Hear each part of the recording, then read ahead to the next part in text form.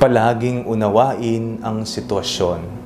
Ako po si Father Fiel Pareha at ito po ang ating segment, ang Daily Devotion, na kung saan tayo po ay magdarasal, magbabasa at magninilay kasama ng salita ng Diyos sa buong taon. Manalangin tayo. Sa ngalan ng Ama, ng Anak at ng Espiritu Santo. Amen.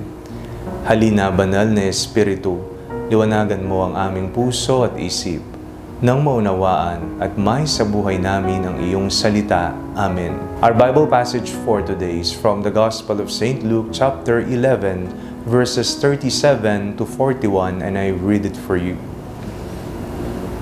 While he was speaking, a Pharisee invited him to dine with him. So he went in and took his place at the table. The Pharisee was amazed to see that he did not first wash before dinner. Then the Lord said to him, "Now you Pharisees clean the outside of the cup and of the dish, but inside you are full of greed and wickedness. You fools, did not the one who made the outside make the inside also? So give your alms those things that are within, and see, everything will be clean for you." Madalas po'y nagiging biktima tayo ng hindi pagkakaunawaan. Sitwasyon, ng mga karanasan na iba ang pakahulugan nila, nakita nila at pagkaintindi sa kung anong tunay na nangyari. Unawain ang sitwasyon, lawakan ang pag-iisip, buksan ang puso. Palaging itanong sa tunay na nakaranas, ano nga ba ang tunay na nangyari bago mo buuin ang istorya sa iyong pag-iisip. Hindi po tama na gumawa ng kwento-kwento, walang basehan, chismis lamang yan.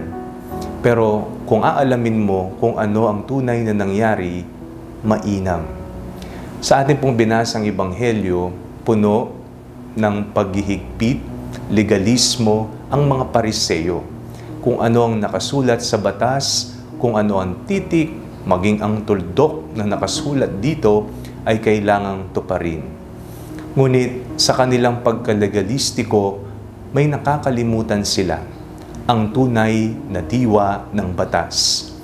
Sinabi ng ating Panginoong Hesukristo, "Now you Pharisees clean the outside of the cup and of the dish, but inside you are full of greed and wickedness. You fools." Siya ay kinwestiyon ng Pariseyong nagkumbida sa kanya kung bakit hindi siya naghugas ng kamay bago kumain.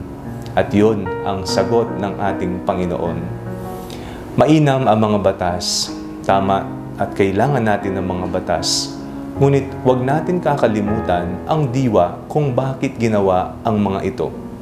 Laban si Jesus sa mga pagkalegalistiko ng mga Pariseo at nakakalimutan nilang awa, pagmamahal, pasensya, at kung ano ang tunay na kinakailangan sa sitwasyong iyon.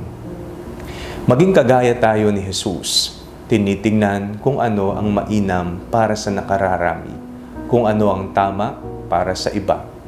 Sa loob ng iyong tahanan, kung ikaw ay isang magulang, ano ang tamang pagdidisiplina sa iyong mga anak?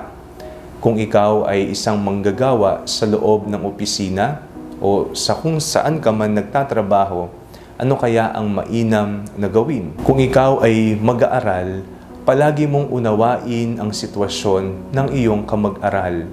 Tingnan kung papaano ka makatutulong, hindi laging pinangungunahan ang iba at gagawa ng kwento tungkol sa iyong kamag-aral. Kung ang pagmamahal lamang, ang awa at pangunawa ang iiral dito sa mundo, napakagandang tumira dito sa mundo. May pagmamahalan, may malasakit ang bawat isa. Tama ang mga batas. Ito'y ginawa para sa kapayapaan at para maging maayos ang lahat. Ngunit huwag nating kalimutan ang diwa kung bakit ginawa ang mga ito. Manalangin tayo. Panginoong Hesukristo, turuan niyo po kaming palaging unawain ang diwa ng iyong kautusan. Amen. Sa ngalan ng Ama, ng Anak at ng Espiritu Santo. Amen. Huwag po ninyong kalimutang i-like ang video ito, mag-comment po kayo and share it with your family and friends. Ang panalangin bago matulog ay may sariling Facebook page na po. Huwag niyo pong kakalimutang mag-like at mag-follow dito, and do not forget to subscribe to our YouTube channel. I-click niyo lamang po ang link na nasa description ng video ito, o kaya naman po just search Father Fiel Pareha. At kung nais niyo pong maging updated sa ating pagpapahayag, you can join our broadcast channel dito po sa ating Facebook page o kaya naman po sa ating bulletin board sa TikTok app. God bless you po.